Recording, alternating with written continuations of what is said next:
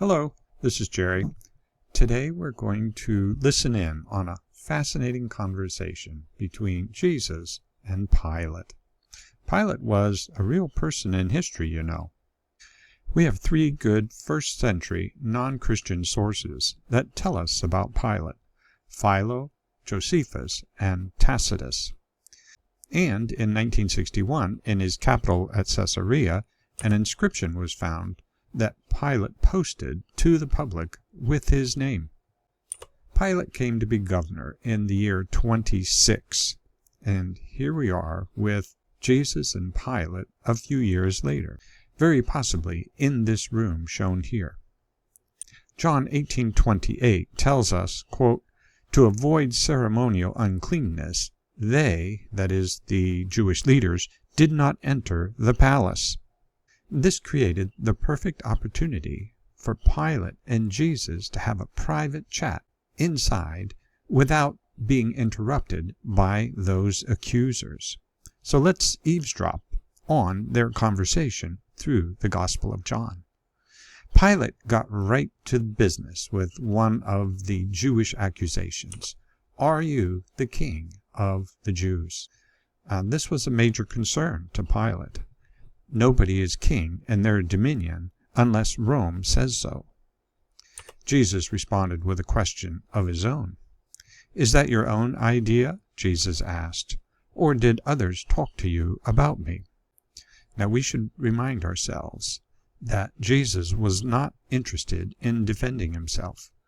Matthew 27:14 tells us that Jesus did not reply to even a single charge of the Jews to Pilate's amazement.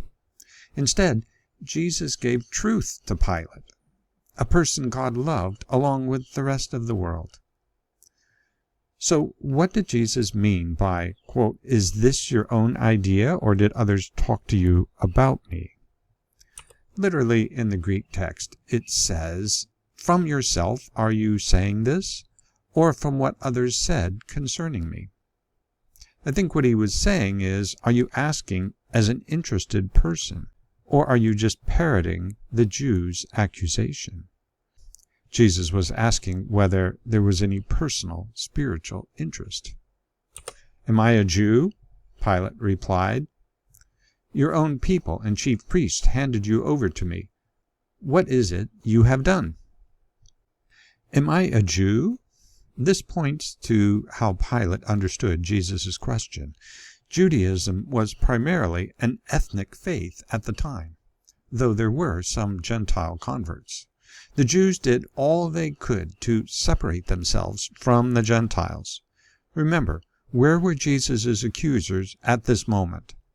Standing outside the palace because they didn't want to defile themselves, like being too close to Gentiles. Well, that's not exactly seeker-friendly. Pilate was saying something like, "Are you forgetting something, Jesus? I'm not Jewish. Why would I be interested?" And then Pilate went back to business. "You have made your own leaders so angry. Why?" Jesus said, "My kingdom is not of this world. If it were, my servants would fight to prevent my arrest by the Jewish leaders.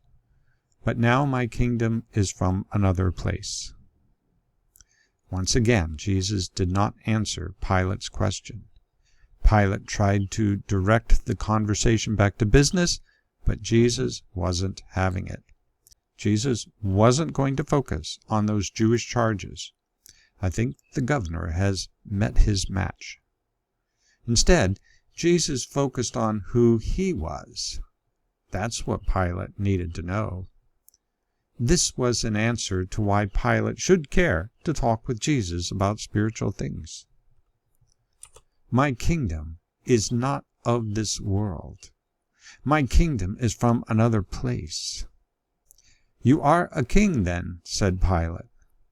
Jesus answered, "You say that I am a king." Or, in other words, yes, you've said it correctly. In fact, the reason I was born and came into the world is to testify to the truth.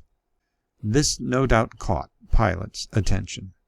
And this is exactly where Jesus wants Pilate right now.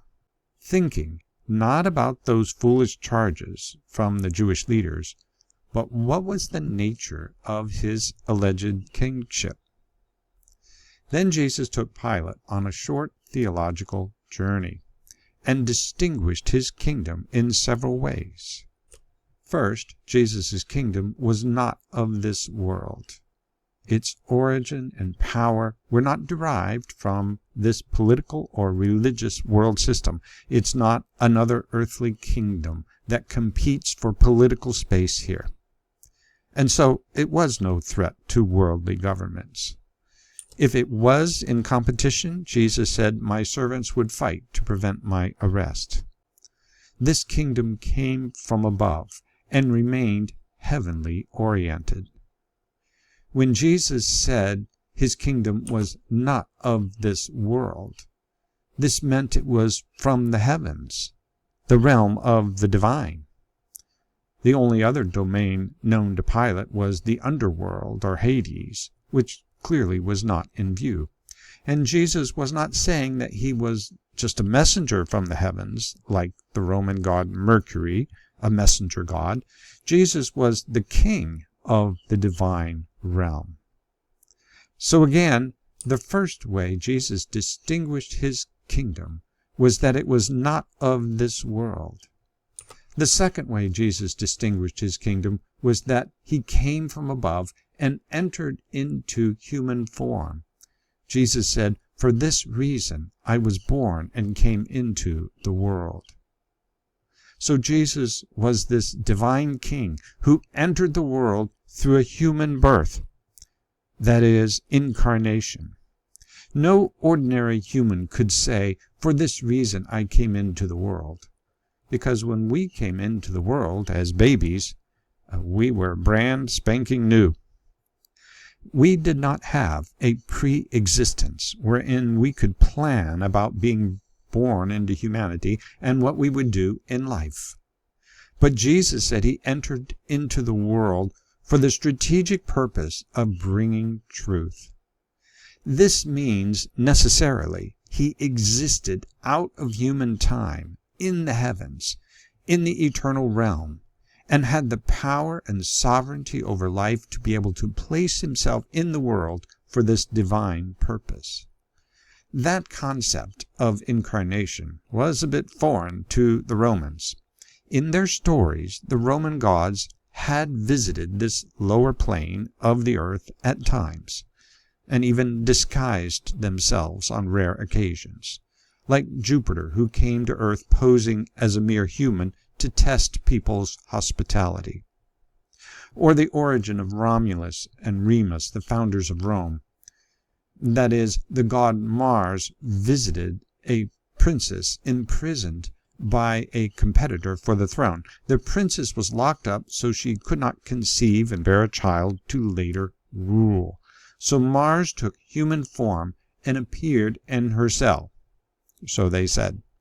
The Roman gods never incarnated themselves into the world for others-centered reasons like bringing truth to us.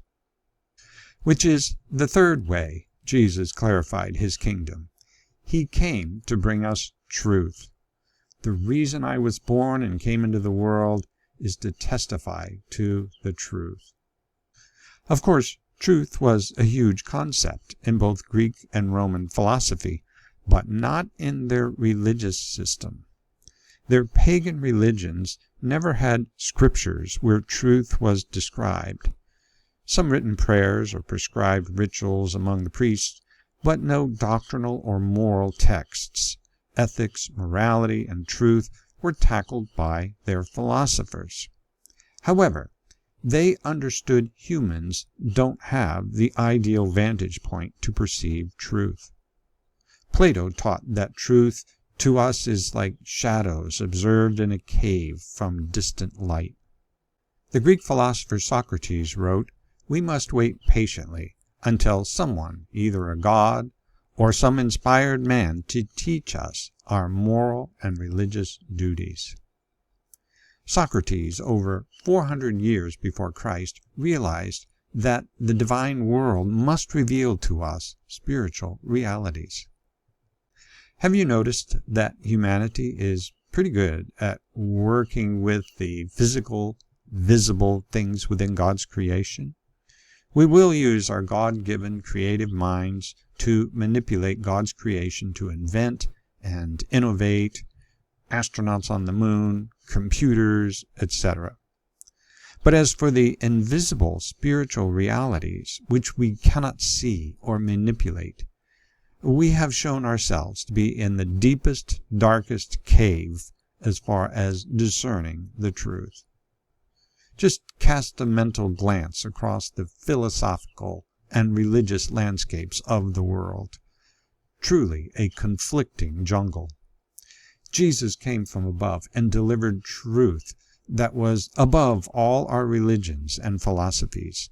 So Jesus was claiming something more bold than the philosophers or ancient religions. He was the king of the divine realm over us, and had placed himself in human form not to politically rule, but to testify concerning the truth we need. Notice another difference in Jesus' kingdom. Jesus will have followers who listen to the truth. Everyone on the side of truth listens to me. Notice there was no force. People had a choice to listen or not. The king came with truth, not an army. How many earthly kings act like that? Nobody understood the strategic use of force better than Napoleon. He was not a man of the church, but he once noted, "Alexander, Caesar, Charlemagne, and myself founded empires. But on what did we rest the creations of our genius? Upon sheer force. Jesus Christ alone founded his empire on love, and at this hour millions of men will die for him." All around Jesus, then, was military and even religious force. Pilate had a large garrison of Roman soldiers at his bidding in that same building. The high priests of the Jewish temple had their own police force. And that force has already been used against Jesus. Someone struck him while he was being interrogated by the Jewish leaders, and then handed him over to guards who took turns punching him. They blindfolded him and were striking him. "Who hit you?" And probably not striking lightly in front of each other. But Jesus did not strike back. He came with the power of truth, not force. And let me add a logical inference here. That Jesus came to bring truth also means heaven and earth are synced together under this king, right? That is, the truth from heaven is also the truth we need. There is one coherent reality and one divine will. Not like the Roman and Greek gods who lived separate lives in their heavenly mansions and gardens and observed humanity perhaps like we would do a TV reality show. The truth from heaven is the truth on earth and is what we need. Now to us, I guess that's not shocking, but in ancient Rome, that was not a given. Now we come now to Pilate's final answer to Jesus, who has claimed to come from the heavens with truth. Are you ready? "What is truth?" retorted Pilate. That is, does it really exist? Or something close to that. Well, that's disappointing, isn't it? But remember, this was only his immediate reaction. Maybe Pilate will reflect later. And perhaps to help with that, Pilate's wife had a strong dream about Jesus. Do you remember that? Matthew states, while Pilate was sitting on the judge's seat, his wife sent him this message: "Don't have anything to do with that innocent man, for I have suffered a great deal today in a dream because of him." Now, the French artist Gustave Doré tried to capture the disturbed wife of Pilate. Tradition says her name was Claudia Procula, and she was younger, about 24 years old at the time, if tradition is correct here. The Romans were very alert to dreams and omens, and she said this dream was very strong. And consider that women almost never became involved in Greek and Roman politics. It would be extremely unusual, not impossible, but extremely unusual for Pilate's wife to try to influence his political decision-making. That was not what a respectable woman did in that culture, and almost all men then would resent this. So unless Pilate and his wife had a pretty rare relationship, for her to send this message to Pilate, well, it was pretty extraordinary, which I think points to a super strong dream that impressed her as something from the divine world, that place where Jesus said he was from. And I'm thinking Pilate must have been struck by this note, probably a rare exception to get this kind of communication from her. This is my guess, based on their culture. Well, again, we have hopes that the governor and his wife took some more time to reflect upon Jesus. We don't know much about Pilate and his wife after the Passion of Christ, though we really want to. Now, it turns out God has been sending heavenly truth down to earth through his servants and prophets through the whole Old Testament. Many of them were rejected and mistreated, and then in the fullness of time God sent his Son, truth himself. Jesus said, "I am the way, the truth, and the life," in John 14:6. So the governor's response, "What is truth?" was a sad and ironic answer to truth himself. So in the midst of all the schemes and political maneuvering and force, there was Jesus who set his love on Pilate. Pilate will hear soon enough about the resurrection in Jerusalem.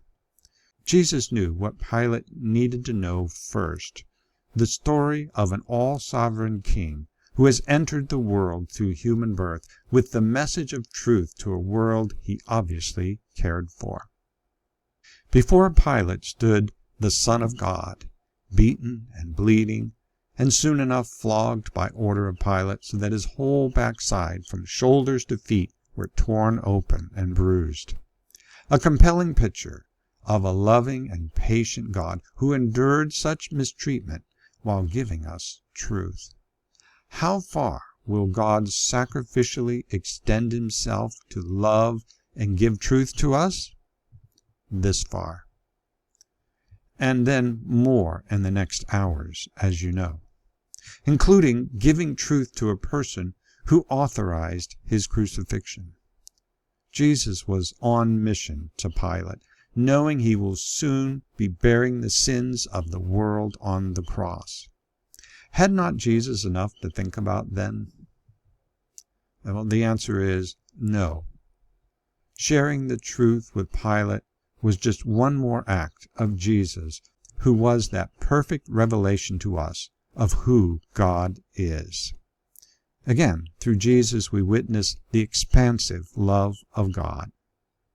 God is a loving truth giver. Can we see that? And there's something else to be said about God's truth. Jesus said it, "You will know the truth, and the truth will set you free." The truth of the gospel liberates us from the slavery of sin, from the judgment of God. Now we can be free to be in fellowship with our God and Creator. Look at this picture. Who was the real prisoner here? Jesus or Pilate? Jesus was only temporarily, physically bound. Pilate was living day after day, spiritually in chains, and sometimes flogged by sin, like the rest of the human race. That's how sin is, you know. It's a slave owner. That's the human condition since the fall of Adam and Eve, and why the sovereign Jesus came from heaven to give us the truth. Indeed, in doing so, he gave himself. Truth was nailed to the cross. Could God place an exclamation point on his love and truth with any more clarity and power than that? May God make this clear to us. The truth we have is indeed the truth from heaven that we so desperately need. And his gospel truth centered on his death and resurrection, and it has set us free. Through Christ Jesus, the law of the Spirit of life has set me free from the law of sin and death. Or as the Message translation says on that last phrase, freeing you from a fated lifetime of brutal tyranny at the hands of sin and death. Jesus' conversation with Pilate was so interesting and intriguing and filled with God's truth. I'm sure we've just scratched the surface. But the conversation also reveals God's heart, reaching out to his persecutors. Jesus taught that we should love and pray for our persecutors, and Jesus always lived what he preached. Last, let me say there were a lot of voices, loud voices, in this arrest and trial event. Accusations, lies, exaggerations, and the voice of Pilate trying to do his legal job. But in all that cacophony of voices, there was the voice of truth himself, which Pilate did not receive in the moment. And we can only hope that he and his wife thought better in more quiet and sane moments. We also live in a pretty loud world, don't we? Lots of voices, many of which we have allowed into our lives. But of course, the most important voice is God's voice through his word that he has given to us. And from that truth, we can better discern all the other voices in our world. Things to ponder, I hope. Thanks very much.